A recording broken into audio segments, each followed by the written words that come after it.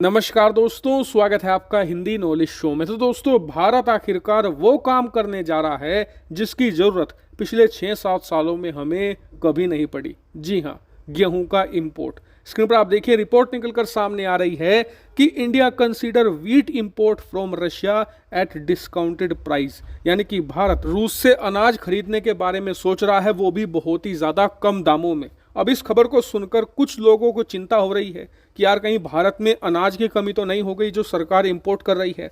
कुछ लोग इस बारे में कह रहे हैं कि हमारे लिए शर्मनाक है, हमारे देश में बहुत अनाज पैदा होता है, हम दूसरे देशों से क्यों खरीद रहे हैं, ये तो बहुत गलत बात है। इस प्रकार की बातें चल रही हैं, जबकि जो सच्चाई है वो इसके बीच में कहीं है। दरअसल पूरा मामला मैं आपको विस्तार से समझाता हूँ।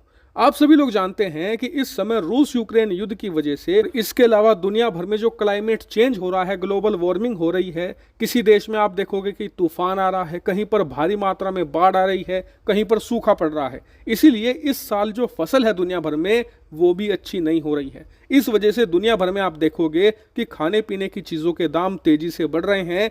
इसी को देखते हुए भारत ने चावल के एक्सपोर्ट पर बैन लगा दिया था, क्योंकि भारत ये नहीं चाहता कि हम दुनिया भर में चावल बेचें और बाद में हमारे देश में ही चावल की कमी से उसके दाम बढ़ने लगे। इसलिए भारत चाहता है कि हमारे पास ज्यादा से ज्यादा चावल मौजूद रहे, क्योंकि मार्केट में जो चीज जितनी ज्यादा होती है उसकी कीमत उतनी ही ज्यादा कम होती है। अगर चावल ज्यादा रहेगा तो उसकी कीमत कम रहेगी, जो भारत के गरीब तबके के लोग हैं वो उसे खरीद पाएंगे। लेकिन आपका सवाल होगा कि चावल तो समझ गए, लेकिन अनाज हम क्यों खरीद रहे हैं दुनिया के देशों से? हम तो खुद बहुत सारा अनाज उगाते हैं। तो बात आपकी सही है, हमारे पास अनाज बहुत है। इवन भारत सरकार के जो भंडार गृह हैं वहां पर इतना अनाज पड़ा हुआ है कि आने वाले बहुत लंबे समय तक वो चल जाएगा, साल 1.5 साल तो मजे में चलेगा। लेकिन फिर इसके बावजूद भारत सरकार अनाज क्यों खरीद रही है? इसका कारण यह है कि रूस का जो अनाज है ना, उस पर प्रतिबंध लगा हुआ है। वो दुनिया भर के अलग अलग देशों को अनाज का एक्सपोर्ट नहीं कर पा रहे। और आप जानते ही होंगे कि रूस दुनिया का सबसे बड़ा अनाज का एक्सपोर्टर है। इस वजह से इस समय रूस के पास बहुत ही बड़ी मात्रा में अनाज के भंडार पड़े हुए हैं, जिन्हें वो किसी ना किसी तरीके से निकालना चाहता है। लेकिन पिछले 6 महीनों में अमेरिका ने जो प्रतिबंधों में लूप होल थे ना, जिन लूप होल की मदद से रूस दुनिया भर को एक्सपोर्ट कर पा रहा था अनाज का, तेल का, खनिज पदार्थों का, उन लूप होल को भरना शुरू कर दिया है, जिसकी मदद से अब अनाज का एक्सपोर्ट कर पाना हद से ज्यादा मुश्किल हो चुका है। इसीलिए गुस्से में आकर रूस ने अब से कुछ ही दिन पहले ये ऐलान कर दिया है कि अगर यूरोपियन देश हमारा अनाज दुनिया भर में नहीं बिकने देंगे तो हम यूक्रेन का अनाज भी मार्केट में नहीं जाने देंगे। और इसीलिए इस समय यूक्रेन जो भी अनाज से भरी हुई शिप एक्सपोर्ट करने की कोशिश कर रहा है, उस शिप पर बम गिराकर उसे पानी में डुबा रहा है रूस।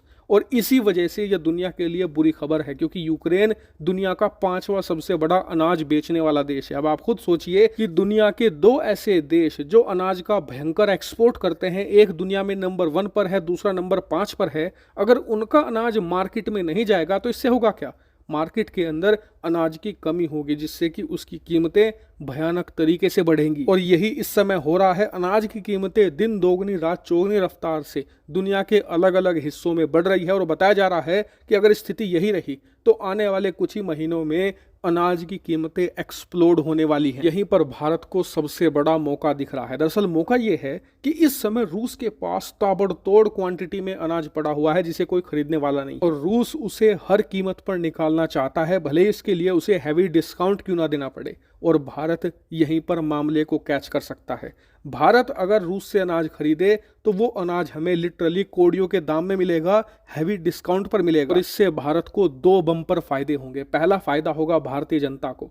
आने वाले समय में जब दुनिया भर में अनाज की कीमतें एक्सप्लोड करेंगी, भयानक तरीके से बढ़ेंगी, तो उसका असर भारत पर भी होगा। लेकिन भारत सरकार के पास होगा बहुत ही सस्ता रूसी अनाज, जिसे हम मार्केट में बहुत ही कम कीमत पर रिलीज कर देश की जनता को बहुत ही कम दरों पर, बहुत ही सस्ती दरों पर अनाज उपलब्ध करवा सकेंगे। हमारे यहाँ पर अनाज की कीमतें नहीं बढ़ेंगी। इसके अलावा एक दूसरा फायदा हम ये भी उठा सकते हैं कि मान लीजिए आने वाले समय में अनाज की कीमतें बहुत ज्यादा बढ़ती हैं, तो क्यों ना रूस से खरीद कर अंतर्राष्ट्रीय मार्केट में बहुत ही महंगे दामों पर बेचा जाए, जैसे कि हमने कच्चे तेल के साथ किया था। आप जानते ही होंगे कि पिछले 1 साल में हमने बहुत सारा रूसी कच्चा तेल खरीदा बहुत ही कम दामों पर, उसके बाद उसे रिफाइन करके महंगे दामों में यूरोप में एक्सपोर्ट किया, अमेरिका तक को बेचा, जिससे कि हमारी मोटी कमाई हुई। हम यहाँ पर भी वो कर सकते हैं, अनाज बहुत ही कम कीमत पर खरीद कर रूस से उसे मार्केट में अच्छे खासे दामों पर एक्सपोर्ट कर सकते हैं। और सबसे अच्छी बात यह है कि भारत के अलावा कोई और ये काम नहीं कर पाएगा, क्योंकि ऑलरेडी भारत और रूस के बीच में एक ट्रेड मैकेनिज्म मौजूद है, जिसकी मदद से हम सैंक्शन यानी कि जो पश्चिमी देशों ने प्रतिबंध लगाए हैं उन्हें बाईपास कर पाएंगे। और इसीलिए आप समझ गए होंगे कि भारत अब क्यों सोच रहा है रूस से अनाज खरीदने के बारे में, यानी कि यह पूरी तरीके से भारत के फायदे की डील है। एक तरीके से ऐसे समझ लीजिए कि आम के आम गुठलियों के दाम। हालांकि फिर भी आपका ओपिनियन कुछ और हो सकता है, कमेंट करके जरूर बताएगा। Thank you very much for watching video.